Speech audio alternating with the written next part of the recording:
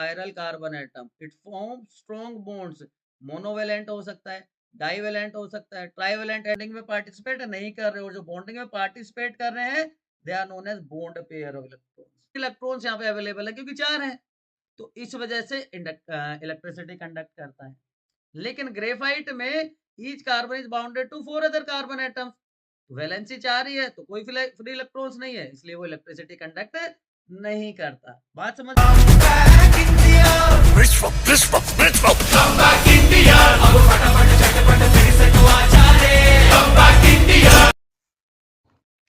Hello बच्चों, कैसे हैं आप लोग बेटा? तो comeback series carbon and its compound की जैसे कि हमने बात करी थी अपने प्लानर में, उससे शुरू करते हैं बेटा। ये वन ऑफ द चैप्टर जो थोड़ा सा बच्चों को परेशान करता है, लेकिन इसको इजीएस्ट पॉसिबल वे में हम डिस्कस करने वाले हैं। Carbon carbon carbon, carbon is everywhere. आप अपने आसपास जहां भी देखेंगे, चाहे वो एटमॉस्फेयर की बात हो, चाहे हमारे ह्यूमन बॉडी की बात हो, चाहे बाकी दूसरे लिविंग ऑर्गेनिजम्स में, अर्थ की क्रस्ट में, हर जगह आपको कार्बन देखने को मिलेगी। तो इतनी सारी कार्बन हमारे लिए क्या बेनिफिशियल है, या कैसे ये नेचर में रिएक्ट करके दूसरे कंपाउंड्स के साथ और अलग अलग टाइप के कंपाउंड्स बनाती हैं। अगर हम ह्यूमन बॉडी की कंपोजिशन की बात करें तो देखिए, नाइट्रोजन आपको पता है 3% है, हाइड्रोजन 10%, कार्बन 18%, और बाकी सारी गैसेस हैं इसमें। तो कार्बन कंट्रीब्यूट कर रहा है हमारी ह्यूमन बॉडी में 18%। अर्थ की क्रस्ट की बात करें तो ओनली 0.02% कार्बन है, और एटमॉस्फेयर में 0.03% कार्बन है। फिर भी इस कार्बन को अलग से स्टडी करने की जरूरत क्यों पड़ी? Why we study carbon separately? Do you know carbon separately? अगर आप में से किसी को कोई भी आइडिया है तो एक बार फटाफट कमेंट सेक्शन में बताओ। Why we study carbon separately? देखिए बच्चों, इतना ट्रेस अमाउंट में होने के बाद भी इंपॉर्टेंस को हम इग्नोर नहीं कर सकते, ठीक है ना? इग्नोर नहीं कर सकते। क्यों? उसके बहुत सारे रीजंस हैं, एक एक करके हम उसको डिस्कस करने वाले हैं। तो सबसे पहले अगर हम बात करें बॉन्डिंग इन कार्बन, एनसीईआरटी के टॉपिक्स के हिसाब से हम चल रहे हैं, तो कार्बन यूनिक है। कार्बन का मास नंबर होता है 12 और इसका एटॉमिक नंबर है 6।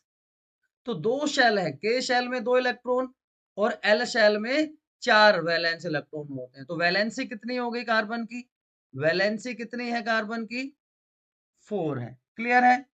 तो टोटल 6 इलेक्ट्रॉन ऑक्यूपाई करते हैं पहले दो शेल को, के शेल में 2 और एल शेल में 4 इलेक्ट्रॉन है। तो जो डिस्ट्रीब्यूशन है वो शो करता है कि आउटमोस्ट शेल में कंप्लीटली फील्ड एस ऑर्बिटल है और 2 हाफ फील्ड पी ऑर्बिटल्स है। क्या मतलब है? एस ऑर्बिटल कंप्लीटली फील्ड है और पी में 2 इलेक्ट्रॉन्स हैं। क्लियर है बच्चों? तो इसका मतलब कार्बन कैसा है? Carbon is divalent atom. Carbon कैसा है? डाईवेलेंट एटम है, क्योंकि पी शेल में 2 इलेक्ट्रॉन्स हैं। बट रियलिटी में कार्बन क्या शो करता है? कार्बन टेट्रावेलेंसी शो करता है। कार्बन टेट्रावेलेंट है क्योंकि वैलेंसी हम क्या बता रहे हैं? 4 है, ठीक है, कंबाइंड स्टेट में। तो कार्बन एटम में 4 वैलेंस इलेक्ट्रॉन है, तो या तो ये क्या करेगा? अनरिएक्टिव रहेगा? नहीं, अनरिएक्टिव नहीं रहेगा। ये क्या करेगा? या तो ये 4 इलेक्ट्रॉन्स को गेन करे, या तो 4 इलेक्ट्रॉन्स को गेन करके और C4 नेगेटिव एनायंस बनाए। लेकिन ये बहुत मुश्किल हो जाता है। न्यूक्लियस जिसमें 6 प्रोटॉन हो, होल्ड करना 10 इलेक्ट्रॉन्स को, क्योंकि 4 एक्स्ट्रा इलेक्ट्रॉन्स आ गए। क्लियर? या फिर ये क्या करे? 4 इलेक्ट्रॉन्स को लूज करे एंड कैटायंस बना दे। बट इस प्रोसेस में भी बहुत ज्यादा अमाउंट की एनर्जी रिक्वायर्ड होगी। कि 4 इलेक्ट्रॉन्स को रिमूव करना, ठीक है, जिससे सिर्फ 2 इलेक्ट्रॉन्स रह जाए न्यूक्लियस में। तो अब ना तो ये 4 इलेक्ट्रॉन को लूज कर रहा है, ना ये 4 इलेक्ट्रॉन को गेन कर रहा है, तो क्या करेगा ये? तो क्या कर सकता है ये शेयरिंग करता है इलेक्ट्रॉन्स की। क्या करता है बच्चों? It share for electrons. Sharing के थ्रू जो बॉन्ड बनता है वो कहलाता है कोवलेंट बॉन्ड। और इसी तरह का एक और एग्जांपल है सिलिकॉन। सिलिकॉन हाइड्रोजन के साथ कंपाउंड बनाता है 7 और 8 एटम तक की, बट ये बहुत ज्यादा रिएक्टिव होते हैं। बट कार्बन कार्बन बॉन्ड बहुत स्ट्रॉन्ग होता है और स्टेबल होता है, ठीक है। कार्बन का एटॉमिक नंबर, सॉरी सिलिकॉन का एटॉमिक नंबर 14, तो 3s2 3p2, उसमें भी वैलेंसी 4 है, ठीक है। बट कार्बन कार्बन का बॉन्ड स्ट्रॉन्ग है और स्टेबल होता है। तो कार्बन स्टेबिलिटी कैसे अचीव कर रहा है? तो जैसा कि मैंने अभी आपको बताया, कार्बन शेयर करता है इलेक्ट्रॉन्स को। अब देखो सिंपल सी बात है कि भैया ना तो ये दे रहा है किसी को इलेक्ट्रॉन, ना किसी से इलेक्ट्रॉन ले रहा है, तो स्टेबिलिटी तो अचीव करनी है। तो ये क्या करता है? शेयर कर देता है, शेयर करता है इलेक्ट्रॉन्स को, और उसके थ्रू जो बॉन्ड बनता है that is known as covalent bond. The bond formed by sharing of electrons with other atoms is known as covalent bond. Clear हो गई बात बच्चों? तो bond which are formed by sharing are covalent bond, और ऐसे compounds क्या कहलाएंगे? Covalent compounds. जो शेयरिंग ऑफ इलेक्ट्रॉन्स के थ्रू बनते हैं they are known as covalent compounds. यहां तक बात समझ में आ गई होगी। चलें आगे। चलिए, अब एक क्वेश्चन और है आप लोगों के लिए। कार्बन स्ट्रॉन्ग बॉन्ड कैसे बना लेता है? फटाफट बताओ कमेंट सेक्शन में। Right in comment, comment section में बताओ कार्बन स्ट्रॉन्ग बॉन्ड्स कैसे बना लेता है, जल्दी से बताओ, बोलो।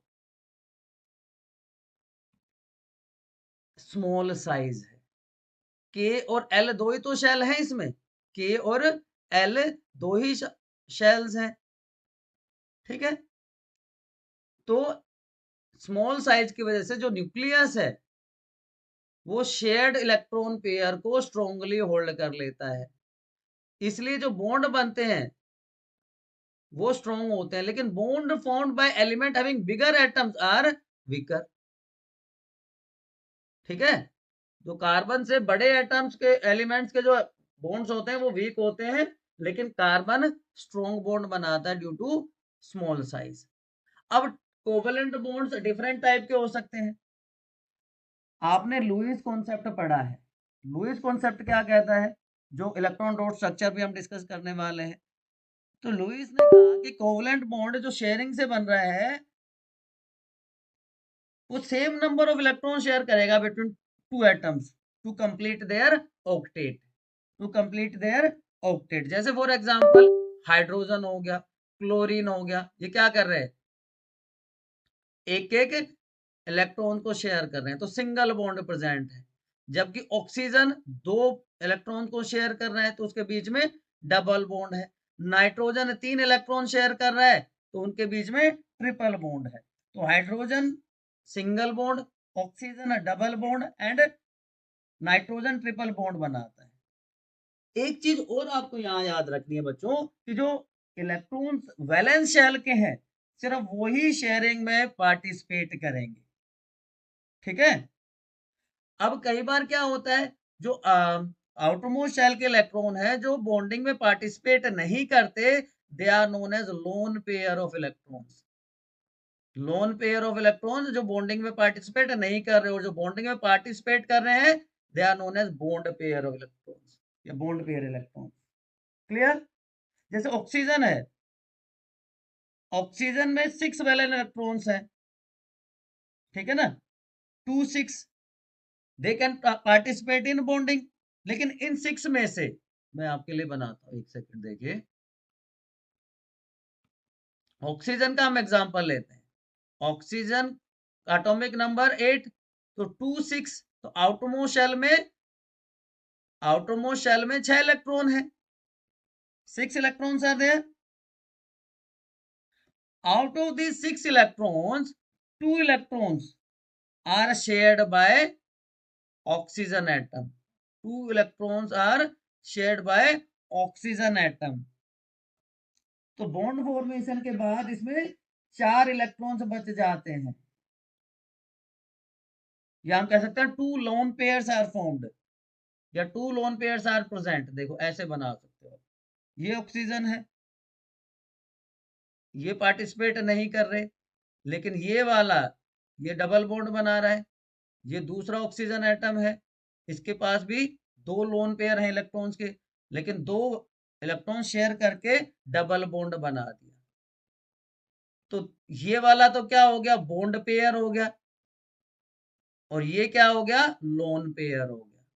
बात समझ में आ गई, lone pair and bone pair. अब ऑक्टेट रूल के हिसाब से अगर हम बात करें कि ऑक्टेट रूल क्या कहता है कि सारे के सारे एटम जो मॉलिक्यूल के हैं उनमें 8 वैलेंस इलेक्ट्रॉन्स हों, चाहे वो शेयरिंग से करें, चाहे वो लूज करके करें, चाहे वो गेन करें इलेक्ट्रॉन्स को, जिससे वो स्टेबिलिटी अटेन कर सके। कोवलेंट बॉन्ड के केस में एटम ऐसा करते हैं बाय शेयरिंग ऑफ इलेक्ट्रॉन, ठीक है, जिससे वो ट्राई करते हैं to satisfy octet rule. Clear है बच्चों? अब कुछ एग्जांपल्स की बात कर लेते हैं। हाइड्रोजन मॉलिक्यूल बना, 2 एटम हाइड्रोजन के हैं, H2 मॉलिक्यूल बन गया, ये इलेक्ट्रॉन डोट स्ट्रक्चर होगी, शेयरिंग होगी 1 इलेक्ट्रॉन की, तो सिंगल बॉन्ड बन गया, ठीक है। अब ये सिर्फ वैलेंस इलेक्ट्रॉन को शेयर कर रहा है, मैंने आपको बताया था, सिर्फ वैलेंस इलेक्ट्रॉन्स को रिप्रेजेंट कर रहा है। लाइकवाइज ऑक्सीजन की हमने बात करी, डबल बॉन्ड बन गया। CO2 की बात करी, कार्बन में 4 इलेक्ट्रॉन है वैलेंस में, ऑक्सीजन में 6 हैं, लेकिन उसमें से मैंने बताया सिर्फ 2 किसमें पार्टिसिपेट करते हैं, बॉन्डिंग में पार्टिसिपेट करते हैं। तो कार्बन का ऑक्टेट यहाँ पे पूरा हो गया, और ऑक्सीजन का ऑक्टेट यहाँ पे पूरा हो गया, तो डबल बॉन्ड बन जाता है कार्बन और ऑक्सीजन के बीच में। क्लियर है बच्चों? तो what are the properties of this covalent compounds? तो अगर हम प्रॉपर्टीज की बात करें तो सबसे पहले जो प्रॉपर्टी आती है, they have week intermolecular force of attraction. They have week intermolecular force of attraction. जब फोर्स ऑफ अट्रैक्शन भी लो है तो उसकी वजह से मेल्टिंग और बॉइलिंग पॉइंट वेरी लो, क्यों, less amount of energy required to overcome this intermolecular forces of attraction. Clear है बच्चों? अब क्योंकि लो एनर्जी है तो दे आर लिक्विड और gases at room temperature. Clear? दोनों पॉइंट क्लियर हो गए। तीसरे पॉइंट की अगर हम बात करें, तीसरे फैक्टर की, अगर तीसरी प्रॉपर्टी की अगर हम बात करें, तो तीसरी प्रॉपर्टी हम ले सकते हैं, ये पहली होगी, ये दूसरी होगी। तीसरी प्रॉपर्टी की हम बात करें तो तीसरी हम कर सकते हैं solubility. Solubility, compounds are insoluble in water और less soluble in water, insoluble in water and other polar solvents, ठीक है। उसके बाद स्टेट ऑफ एग्जिस्टेंस, क्योंकि weak intermolecular forces of attraction है मॉलिक्यूल्स के बीच में, तो मैंने बता दिया ये लिक्विड या गैसीय स्टेट में। कुछ कंपाउंड है जो सॉलिड स्टेट में मिलते हैं, वेरी फ्यू। जैसे एग्जांपल की बात करें तो आप कह सकते हैं ग्लूकोज है, यूरिया है, शुगर है, ये सॉलिड स्टेट में मिलते हैं। And lastly conductor of electricity, they are poor conductor of electricity in fused or dissolved state due to unavailability of ions। कोई फ्री आयंस यहाँ पे नहीं होते, उस वजह से they are poor conductor of electricity। Pure water, ठीक। अब इसको अगर हम समराइज करते हैं तो कोवलेंट बॉन्ड को आयोनिक बॉन्ड के साथ हम कंपेयर करते हैं, तो ये शेयरिंग से बनते हैं, वो ट्रांसफर ऑफ इलेक्ट्रॉन से बनते हैं। Covalent bonds are good conductor of heat and electricity, ठीक है। Ionic compounds are bad conductor of heat and electricity, ये गुड लिख दिया गया, bad. Weak forces of attraction, ये स्ट्रॉन्ग फोर्स ऑफ अट्रैक्शन। तो ये कुछ बेसिक डिफरेंसेस हैं। तो अभी तक जो हमने डिस्कस किया उसको एक बार रिकॉल करते हैं बच्चों। CH3Cl बनाना है आपको, CH3Cl बनाना है। कैसे बनाओगे? देखो, कार्बन सबसे पहले लिखिए आप, कार्बन की वैलेंसी 4 लिख दी हमने। क्लियर हो गया? कार्बन की वैलेंसी 4 हो गई। उसके बाद दूसरा जो हम लेते हैं that will be hydrogen. Just a second, carbon की वैलेंसी 4, अब दूसरे कलर से इसको ले लेते हैं हम, हाइड्रोजन 1 2 और 3। ये 3 हाइड्रोजन हो गए, 1 2 3। क्लोरीन, क्लोरीन की वैलेंसी कितनी होती है? 1। तो क्लोरीन भी हम लिख देते हैं, ये लीजिए, ये क्लोरीन हो गया। तो ये इसके 2 पूरे हो गए, नोबल गैस, इसकी नोबल गैस, इसकी नोबल गैस, और ये कार्बन का भी पूरा हो गया। क्लियर है? तो ये क्या बन गया? CH3Cl। ठीक है, इसके साथ होते हैं इसके, सॉरी ये मैं मेंशन करना भूल गया, यहाँ पे 7 होते हैं, तो इसका भी ऑक्टेट पूरा हो गया। तो CH3Cl बन गया, सारे के सारे सिंगल बॉन्ड होंगे।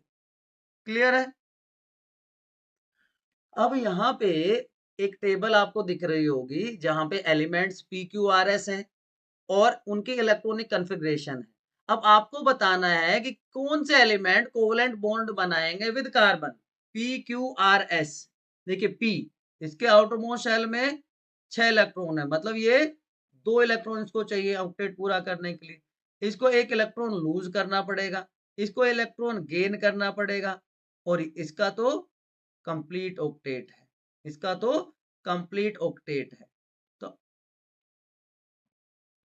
बताओ फटाफट कमेंट सेक्शन में जल्दी से। चलो देखो, एलिमेंट P ये बनाएगा क्योंकि इसको 2 इलेक्ट्रॉन वो शेयर कर सकता है। ठीक है, ये 1 इलेक्ट्रॉन को शेयर कर सकता है। ये दोनों के दोनों इलेक्ट्रो पॉजिटिव है, because they can share their electron with carbon to complete their octet. नहीं, क्यों नहीं करेगा? आर करेगा। एलिमेंट Q, उसमें क्या है? 281 इलेक्ट्रोपॉजिटिव एलिमेंट मेटल है। ठीक है, ये दोनों इलेक्ट्रोनेगेटिव हैं, ये दोनों इलेक्ट्रोनेगेटिव हैं, ये इलेक्ट्रो पॉजिटिव है, और ये तो इसका तो ऑक्टेट ही कंप्लीट है। तो इसलिए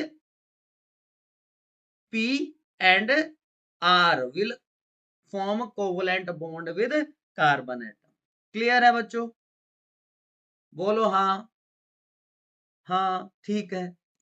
अब सारी बात घूम फिर के आ जाती है कि सर आप बता रहे हो कि कार्बन जो है बहुत सारे लार्ज नंबर ऑफ कंपाउंड बनाता है विद अदर कार्बन और विद अदर एटम्स आल्सो, तो क्यों है ऐसा? ऐसा इसलिए है बच्चों मेरे, it is due to versatile nature of carbon, due to versatile nature of carbon. अब वर्सेटाइल नेचर क्यों होता है कार्बन का? वो 2 प्रॉपर्टी की वजह से होता है। एक ऑलरेडी हम डिस्कस कर चुके हैं, टेट्रावेलेंसी, कि आउटरमोस्ट शेल में 4 इलेक्ट्रॉन्स होते हैं, और दूसरी प्रॉपर्टी होती है कैटिनेशन। कैटिनेशन का क्या मतलब है जी? कैटिनेशन का मतलब है कि carbon can form long chain, side chains. ठीक है, लॉन्ग चेन और साइड चेन्स भी बना सकता है। तो ये 2 प्रॉपर्टी है जिसकी वजह से कार्बन का वर्सेटाइल नेचर होता है। बात समझ में आई होगी। टेट्रावेलेंसी, ये देखिए, एक साइड में, सॉरी एक टाइम में 4 डिफरेंट एटम के साथ ये बॉन्डिंग कर सकता है, तो ऐसा कार्बन क्या कहलाता है? Chiral carbon atom. क्या कहलाता है? Chiral carbon atom. It form strong bonds, monovalent हो सकता है, डाइवेलेंट हो सकता है, ट्राइवेलेंट एटम के साथ भी ये बॉन्डिंग कर सकता है। हाइड्रोजन मोनोवेलेंट है, ऑक्सीजन डाइवेलेंट है, नाइट्रोजन ट्राइवेलेंट है, तीनों के साथ बॉन्डिंग ये कर सकता है। क्लियर है? कैटिनेशन, सेल्फ लिंकिंग प्रॉपर्टी मैंने बताया ना, कार्बन कार्बन की लंबी चेन बन जाती है, साइड चेन बन जाती है, ब्रांचिंग हो जाती है, रिंग स्ट्रक्चर्स बन जाती हैं। क्यों? मैंने पहले आपको बताया था कि स्मॉल साइज है कार्बन एटम का, और कार्बन कार्बन बॉन्ड इसलिए स्ट्रॉन्ग होते हैं, कार्बन कार्बन बॉन्ड स्ट्रॉन्ग होते हैं। देखो, ये स्ट्रेट चेन, ये ब्रांच चेन, ये रिंग स्ट्रक्चर, ठीक है। रिंग के साथ और सारी रिंग्स अटैच हो सकती है, तो बहुत सारे कंपाउंड्स की फॉर्मेशन हो जाती है, सिंगल डबल ट्रिपल बॉन्ड बनाता है, ठीक। तो कैटिनेशन और टेट्रावेलेंसी की बात समझ में आ गई होगी आपको। उसके बाद बात करते हैं एलोट्रोप्स ऑफ कार्बन। एलोट्रोपी क्या होता है? What is allotropy? What are allotropes? बताओ फटाफट, बताओ, व्हाट आर एलोट्रोप्स? कार्बन का मतलब सिंपल वर्ड में होता है चारकोल, लैटिन में मतलब होता है इसका चारकोल। ये प्री हिस्टोरिक टाइम का डिस्कवरी है ना। तो कार्बन जो है क्रिस्टलाइन फॉर्म में भी मिलता है, अमोर्फस फॉर्म में भी मिलता है, और एक से ज्यादा स्ट्रक्चरल फॉर्म में जब कोई एलिमेंट मिलता है तो उस उसको क्या कहते हैं? एलोट्रोपी कहते हैं। और ऐसे फॉर्म्स क्या कहलाते हैं? एलोट्रोप्स। कि different structural form of same element, तो फिजिकल प्रॉपर्टी सेम होंगी, अरेंजमेंट डिफरेंट अरेंजमेंट होगा सेम एलिमेंट का, लेकिन केमिकल प्रॉपर्टी सेम होंगी। फिजिकल प्रॉपर्टीज डिफरेंट, ध्यान दो, डिफरेंट स्ट्रक्चरल फॉर्म है सेम एलिमेंट की, जिनकी केमिकल प्रॉपर्टी सेम है, लेकिन फिजिकल प्रॉपर्टीज डिफरेंट है। सेम एटम से बने होंगे, लेकिन डिफरेंट अरेंजमेंट हो जाएगा। Same chemical properties, same atom से बने हुए हैं, डिफरेंट अरेंजमेंट है, डिफरेंट फिजिकल प्रॉपर्टीज हैं। एक ही एलिमेंट के डिफरेंट स्ट्रक्चरल फॉर्म्स को एलोट्रोप कहा जाता है, ठीक है। और इसके लिए एक और वर्ड यूज किया जाता है, अगर कोई कंपाउंड एक से ज्यादा फॉर्म में एग्जिस्ट करता है तो उसको पॉलीमॉर्फिज्म कहते हैं, ठीक।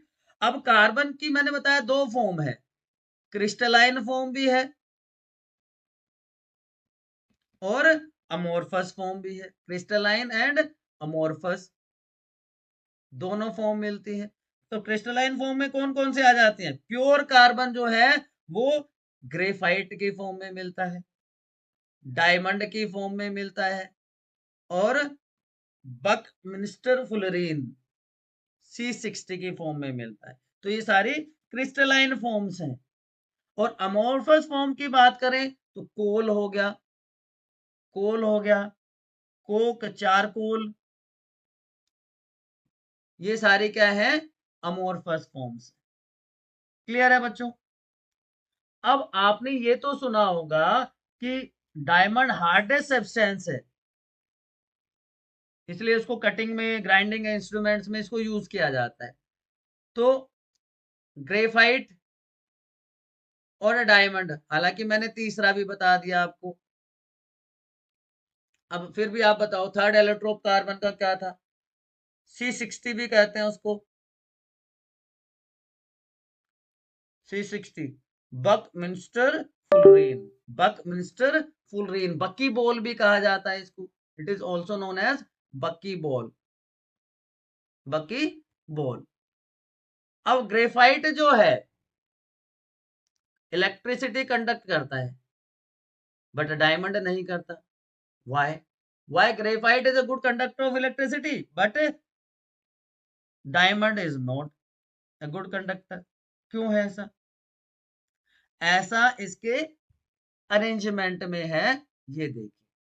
ग्रेफाइट में each carbon atom is bonded to 3 atoms, एक कार्बन बाकी 3 कार्बन के साथ अटैच्ड है, एक कार्बन बाकी 3 कार्बन के साथ अटैच है, और फ्री इलेक्ट्रॉन्स यहाँ पे अवेलेबल है क्योंकि 4 है, तो इस वजह से इलेक्ट्रिसिटी कंडक्ट करता है। लेकिन ग्रेफाइट में each carbon is bounded to 4 other carbon atoms, valency 4 ही है, तो कोई फ्री इलेक्ट्रॉन्स नहीं है, इसलिए वो इलेक्ट्रिसिटी कंडक्ट नहीं करता। बात समझ में आ गई? बेसिक सी चीज थी, बच्चे बहुत परेशान होते हैं, ठीक है। बात समझ में आ गई कि डायमंड में each carbon is attach to 4 neighbouring carbon atoms by single covalent bond, जिससे 3 डायमेंशनल नेटवर्क बन जाता है। जबकि ग्रेफाइट में carbon atoms are in flat parallel layers और रेगुलर हेक्सागोन बना रहे हैं, रेगुलर हेक्सागोन बनाते हैं।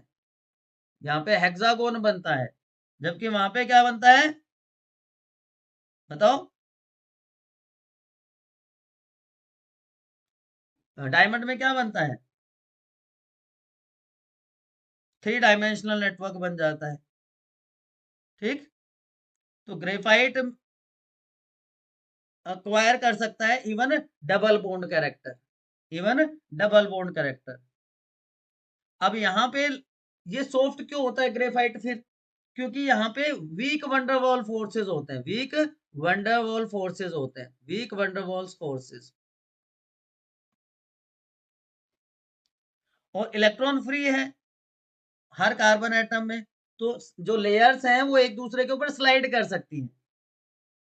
इसी प्रॉपर्टी की वजह से ग्रेफाइट सॉफ्ट होता है, स्लिपरी होता है और लुब्रिकेंट की तरह यूज किया जाता है and good conductor of electricity. जबकि डायमंड हार्ड है, हार्डनेस सब्सटेंस है, कटिंग इंडस्ट्री में इसलिए यूज किया जाता है क्योंकि कोई फ्री इलेक्ट्रॉन नहीं है बच्चों। तो प्रॉपर्टी के फीचर्स की बात करें तो देखो, जो सारा मैंने बताया कि हार्डेस्ट है, CO2 बनाता है जब ऑक्सीजन की प्रेजेंस में बर्न होता है, इलेक्ट्रिसिटी कंडक्ट नहीं करता, उसका रीजन आपको बता दिया। Each carbon atom is bonded to 4 other carbon atoms forming a rigid 3D structure. जबकि graphite greyish black opaque lighter है, स्लिपरी है, ग्लाइड करता है। Each carbon atom is bounded to 3 other carbon atoms, double bond भी बना सकता है। और इसमें फ्री इलेक्ट्रॉन्स होते हैं, डिलोकलाइज इलेक्ट्रॉन होते हैं मेटल्स की तरह, तो मूव कर सकते हैं, इसलिए वो कंडक्ट करता है इलेक्ट्रिसिटी को भी। चलिए ठीक है जी, दोनों का तो बता दिया, तीसरे का और बताओ। फुलरीन C60, बकमिस्टर फुलरीन भी जिसको कहते हैं।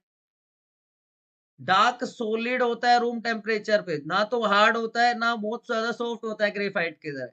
ठीक है, फुटबॉल देखा है आपने, उसकी तरह की स्ट्रक्चर होती है, 20 हेक्सागोन और 12 पेंटागोन होते हैं एक मॉलिक्यूल में, 20 हेक्सागोन और 12 pentagon.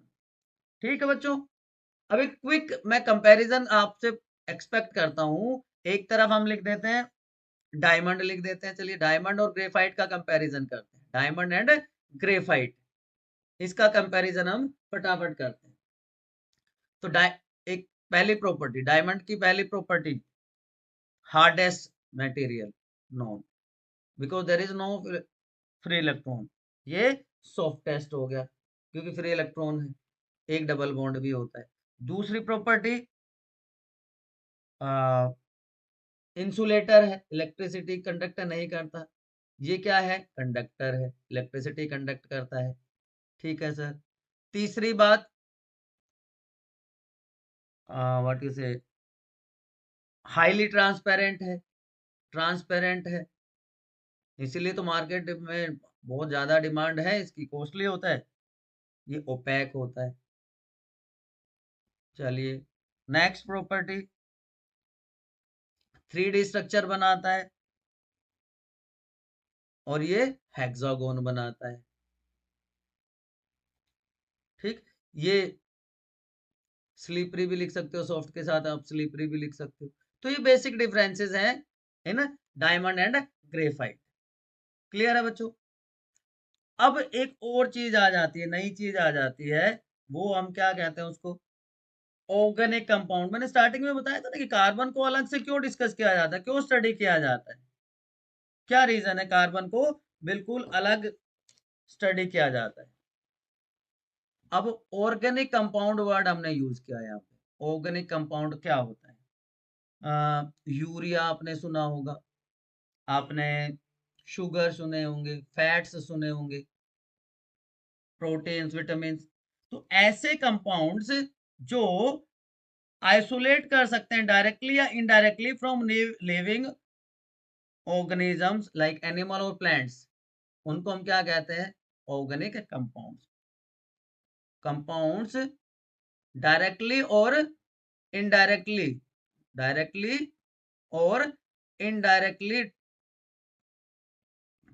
isolated, indirectly isolated from living organism,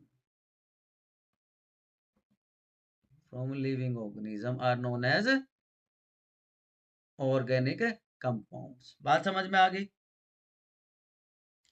तो branch of chemistry which deals with study of these compounds is known as organic chemistry, इसलिए उसको हम क्या कह देते हैं? ऑर्गेनिक केमिस्ट्री कह देते हैं। ठीक, यहां तक कोई कंफ्यूजन, कोई समस्या, कोई बट? अब ऑर्गेनिक कंपाउंड्स के फीचर्स की बात करें तो ये इनका मेल्टिंग और बॉइलिंग पॉइंट लो होता है, इंसुलेटर्स होते हैं, और फ्लोरा और फोना, प्लांट और एनिमल दोनों में मिल जाते हैं, फ्लोरा और फोना दोनों में मिल जाते हैं। क्लियर है बच्चों? यहां तक कोई समस्या, कोई इफ बट, कोई किंतु परंतु? चलिए, बहुत अच्छी बात है। उसके बाद बात करते हैं हम हाइड्रोकार्बन। हाइड्रोकार्बन क्या होता है? What is hydrocarbon?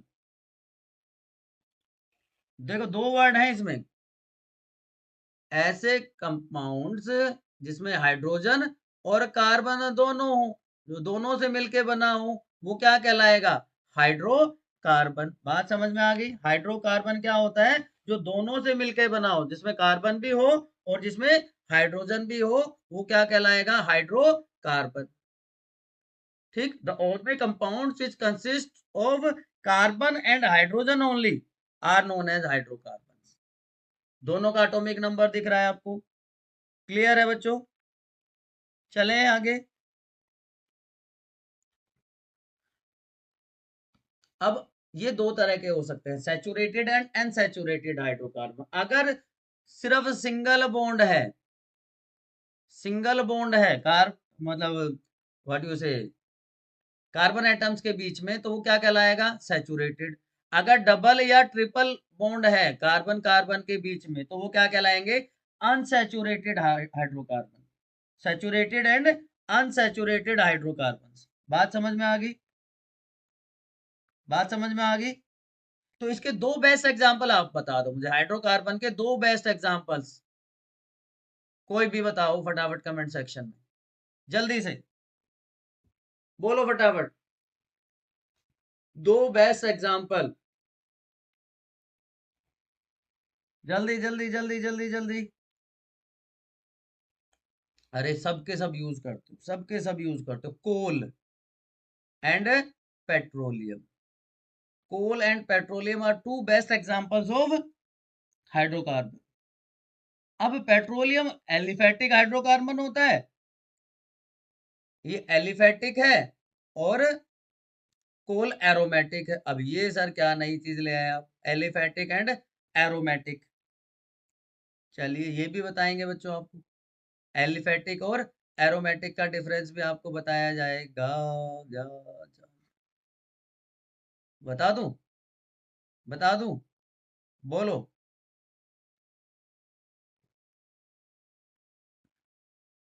चलिए, पहले बता देता हूँ। एक फ्लो चार्ट बनाते हैं, एक फ्लो चार्ट बनाते हैं आपके लिए, कि सबसे पहले हमने वर्ड लिखा हाइड्रोकार्बन, कार्बन और हाइड्रोजन सिर्फ मिलके जो बने वो क्या हो गए? हाइड्रोकार्बन। अब ये दो तरह के होते हैं, एलिफेटिक, जिसको ओपन चेन कहते हैं, एलिफेटिक ओपन चेन, और दूसरा एरोमेटिक, या साइक्लिक भी कह सकते हैं आप, साइक्लिक या क्लोज्ड चेन, क्लोज चेन। ठीक, अब यहां पे एलिफेटिक में स्ट्रेट चेन हो सकती है, स्ट्रेट चेन हो सकती है, और ब्रांच्ड चेन भी तो हो सकती है, स्ट्रेट या ब्रांच्ड चेन। अब इसमें एक और भी तो हो सकता है भैया, क्या हो सकता है जी? इसमें हो सकते हैं सैचुरेटेड और अनसैचुरेटेड। सैचुरेटेड अभी सर ने बताया था, और अनसैचुरेटेड भी सर ने बताया था। सैचुरेटेड में जो आते हैं उसके लिए वर्ड यूज किया जाता है एल्केन, ए एन ई अगर एंड में है तो सैचुरेटेड, और A N E, sorry E N E या वाई एन ई है तो वो क्या कहलाएंगे? अनसैचुरेटेड। क्लियर है? अब दूसरी तरफ है क्लोज चेन वाले, साइक्लिक वाले। ठीक है, ये आपके बहुत ज्यादा डिटेल में नहीं है, थोड़ा सा आइडिया आपको बता दें। अरे ये क्या लिखा हुआ है? लाइक, शेयर, सब्सक्राइब, ये क्या लाइक करना है, क्या शेयर करना है, क्या सब्सक्राइब करना है? Do you no? पता है तो फटाफट कमेंट सेक्शन में बताओ, क्या लाइक करना है, क्या सब्सक्राइब करना है, शेयर करना है। यस। आपका स्टडी डेस्टिनेशन बायोनिति RRG, जहाँ पे आप कम बैक करना चाहते हैं, तो उसको फटाफट सब्सक्राइब कर लो अगर चैनल पर नए हो तो। शेयर कर दो, लाइक कर दो अपने फ्रेंड्स के साथ, जिससे वो भी इस का पार्ट बन सके। ठीक। तो सैचुरेटेड में मैंने बता दिया आपको एल्केन है, अनसैचुरेटेड में एल्कीन और एल्काइन है। अब इनका जनरल फॉर्मूला भी लिख लो, CnH2n+2, तो क्या हो गए? एल्केन। CnH2n है तो एल्कीन, एंड CnH2n-2 है तो एल्काइन। यहाँ पे n क्या है? n is equal to number of carbon atoms. n is equal to number of carbon atoms है बच्चों, कि कितने कार्बन वहां पे प्रेजेंट है, उसको n की जगह रख दोगे तो आपका फॉर्मूला बन जाएगा। बात समझ में आ जाएगी कि नहीं? बोलो, लिख के दिखाओ एक आधा फटाफट, या सारी मेहनत मेरे से ही करवाओगे? या सारी मेहनत मेरे से ही करवाओगे? देखो ये सारे सिंगल बॉन्ड है, यहाँ सारे डबल बॉन्ड है। इसी का ले लेते हैं, सी n की जगह 2 लिख दिया, C2H2 × 2 तो कितना हो गया? C2H6, 1 2 3 4 5 6, C2H6 हो गया। यहाँ पे CnH2n, तो C की जगह 2 लिख दिया तो 2, और C2H2 × 2 तो C2H4, 1 2 3 4। यहाँ पे CnH2n-2, तो n की जगह क्या लिख दिया? 2, H2 × 2 C2H2, C2H2, triple bond, double bond, दोनों अनसैचुरेटेड, यहाँ पे सिंगल बॉन्ड, ये सैचुरेटेड। ये एनसीईआरटी के examples, methane, ethane, propane, butane, pentane, hexane, ये क्या है सर? ये कार्बन एटम के नंबर्स के बेसिस पे इनकी नेमिंग दी हुई है, फॉर्मूला है और नेम है। अगर कार्बन 1 है तो मिथ, 2 है तो इथ, 3 है तो प्रोप, 4 है तो ब्यूट, 5 है तो पेंट, 6 है तो हैग्स, 7 है तो हेप्ट, 8 है तो, बोलो, 8 है तो क्या हो जाएगा? हेप्ट के बाद क्या आएगा? सर हमें तो नहीं पता, आप ही बता दो, है ना? सारा काम, वैसे आप लोगों का काम इतने से चल जाने वाला है, फिर भी मैं बता देता हूँ। 7 hept, 8 oct, 9 dec, no sorry non, और 10 पे डैक, फिर अनडैक, डू डैक, ये भी सब होता है। तो अगर सारे सिंगल बॉन्ड है तो क्या लगा दोगे? Methane, ethane, propane, butane, pentane, hexane and so on. Double bond है तो methene, ethene, propene, butene, pentene, shampoo की बात नहीं कर रहे, methyne, ethyne, propyne, butyne and so on. ठीक। ये अब देखो, ये इसमें कितने कार्बन है? 1 2 3 4। इसमें कितने कार्बन है? 1 2 3 4। हाइड्रोजन 1 2 3 4 5 6 7 8 9 10, C4H10 है। इसमें कितने हैं? 1 2 3 4 5 6 7 8 9 10, ये भी C4H10 है। तो फॉर्मूला सेम है, लेकिन स्ट्रक्चरल डिफरेंस क्यों है? स्ट्रक्चर्स अलग अलग क्यों है इनकी? बताओ। ये क्या लिखा है? Structural isomer, structural isomer. तो बच्चों, नेक्स्ट सेशन में हम बात करेंगे आइसोमेरिज्म की। किसकी बात करेंगे हम? आइसोमेरिज्म की। उसके बाद केमिकल रिएक्शंस देखेंगे। ठीक है? तो अभी तक कोई कंफ्यूजन है, कोई इफ बट है, कोई किंतु परंतु है, तो क्या करोगे? तो बताओ क्या करेंगे? क्या करना है?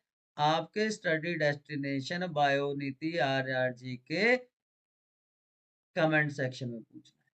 वायुनीति आरआरजी के कमेंट सेक्शन में अपना डाउट पूछना है।